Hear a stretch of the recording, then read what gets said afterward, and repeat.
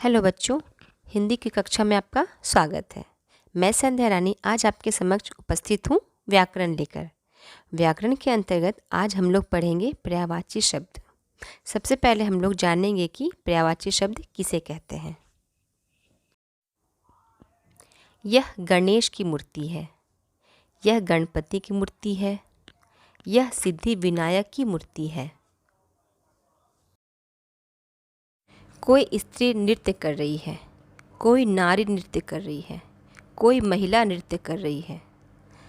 दर्शाए गए चित्रों में मूर्ति के लिए गणेश, गणपति तथा विनायक शब्दों का प्रयोग किया गया है तथा नृत्यांगना के लिए स्त्री, नारी तथा महिला शब्दों का प्रयोग किया गया है। इस तरह के शब्द जो लगभग समान अर्थ बताते हैं समानार्थी या पर्यायवाची शब्द कहलाते हैं। जो शब्द समान अर्थ के कारण किसी दूसरे शब्द का स्थान ग्रहण कर लेते हैं उन्हें पर्यायवाची शब्द कहते हैं। दूसरे शब्दों में पर्यायवाची शब्द का अर्थ है समान अर्थ वाले शब्द। पर्यायवाची शब्द किसी भी भाषा की सबलता की बहुता को दर्शाता है। जिस भाषा में जितने अधिक पर्यायवाची शब्द होंगे वह उतनी ही सबल व सशक्त भाषा होगी।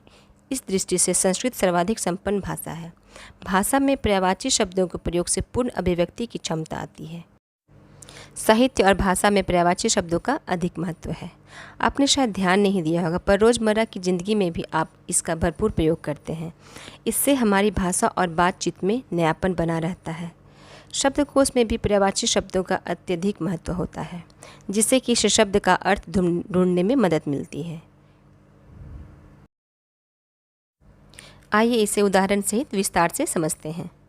पर्यायवाची शब्द को कुल 3 नामों से भी जाना जाता है: पर्यायवाची शब्द, समानार्थक शब्द और समानार्थी शब्द।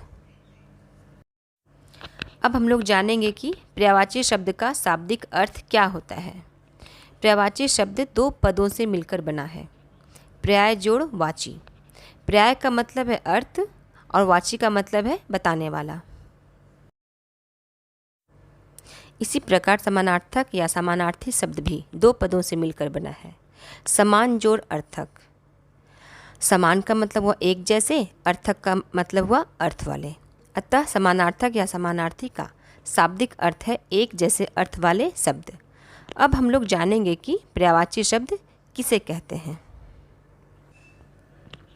जिन शब्दों की ध्वनियाँ या रूप अलग अलग होती है लेकिन अर्थ एक जैसे होते हैं उन्हें पर्यायवाची शब्द या समानार्थक शब्द कहा जाता है। ऐसे शब्द दिखते तो अलग अलग हैं लेकिन इनका मतलब एक ही होता है। ध्यान रखिए, पर्यायवाची शब्द 100% समानार्थी नहीं होते। इनके अर्थ में सूक्ष्म अंतर होता है, लेकिन प्रत्येक पर्यायवाची शब्द को एक दूसरे के स्थान पर रखकर प्रयोग करना संभव नहीं हो पाता। बच्चों, आपके अध्ययन हेतु पर्यायवाची शब्दों की सूची प्रस्तुत है। अंधेरा शब्द के लिए उसका पर्यायवाची शब्द है अंधकार, तिमिर, तम, तमिश्र। अमृत के लिए सुधा, पीयूष, सोम, अमीय। असुर के लिए दानव, राक्षस, दैत्य, निशाचर। आँख शब्द का पर्यायवाची शब्द है नेत्र, नयन, चक्षु, दृग, लोचन। ईश्वर का प्रभु, परमात्मा, भगवान, परमेश्वर। कपड़ा का वस्त्र, पट, चीर, परिधान। कमल के लिए पर्यायवाची शब्द है जलज, नीरज, वारिज, पंकज, अरविंद। किनारा के लिए तट, कूल, तीर, कगार, पुलिन। गंगा का सुरसरी, देवनदी, भागीरथी, जाह्नवी। गणेश के लिए पर्यायवाची शब्द है गणपति, गजानन, विनायक, एकदंत। गाय के लिए पर्यायवाची शब्द है गौ, धेनु, सुरभि, गऊ। घर के लिए गृह, धाम, आवास, गेह, सदन। घोड़ा के लिए अश्व, है, बाजी, तुरंग। चंद्रमा के लिए चांद, शशि, राकेश, हिमांशु, इंदु। जल शब्द का पर्यायवाची शब्द है पानी, नीर, वारी, पै, जीवन। तलवार शब्द का पर्यायवाची शब्द है असी, खड़ग, शमशीर, चंद्रहास।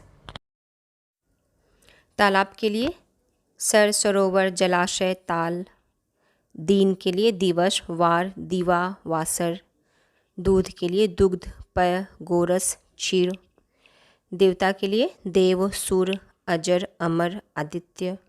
धरती के लिए धरा, भू, पृथ्वी, भूमि, धरणी। नारी के लिए स्त्री, महिला, अबला, कामिनी, रमणी। पत्ता के लिए पात, पत्र, दल, पर्ण।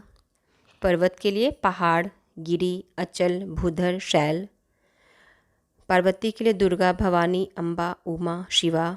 पुत्र के लिए बेटा, पुत, सुत, लड़का, आत्मज। पुत्री के लिए बेटी, सुता, लड़की, आत्मजा, कन्या।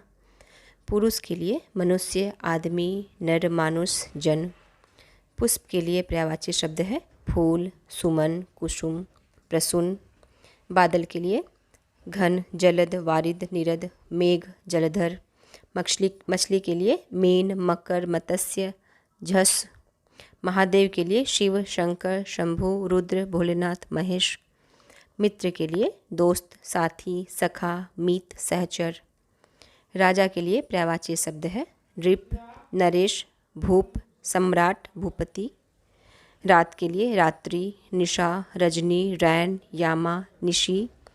लक्ष्मी के लिए कमला, रमा, श्री, इंदिरा, चपला। वृक्ष के लिए पेड़, विटप, तरु, द्रुम। शत्रु के लिए अरि, वैरी, दुश्मन, रिपु। संसार के लिए दुनिया, विश्व, जगत। सूर्य के लिए सूरज, रवि, दिनकर, दिवा, भास्कर, भानु।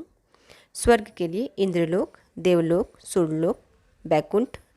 और हाथी के लिए है पर्यायवाची शब्द गज, नाग, हस्ती, कुंजर। प्यारे बच्चों, आशा है हिंदी व्याकरण के इस अहम विषय पर्यायवाची शब्द को आप अच्छी तरह समझ गए होंगे। उदाहरणों की यह सूची इसमें सहायक सिद्ध हुई होगी, लेकिन आपको पर्यायवाची का प्रयोग करते समय थोड़ी सावधानी भी रखनी चाहिए, क्योंकि कभी कभी शब्दों के अर्थ एक जैसे होते हैं लेकिन इनके जो भाव होते हैं वो अलग अलग होते हैं। और अंत में प्यारे बच्चों, पर्यायवाची शब्दों का प्रयोग अवश्य करें। इससे आपके शब्दकोश का भंडार बढ़ता है और भाषा की गुणवत्ता बढ़ती है। आज की कक्षा यहीं समाप्त होती है। अगली कक्षा में मैं फिर उपस्थित होंगी। तब तक के लिए धन्यवाद।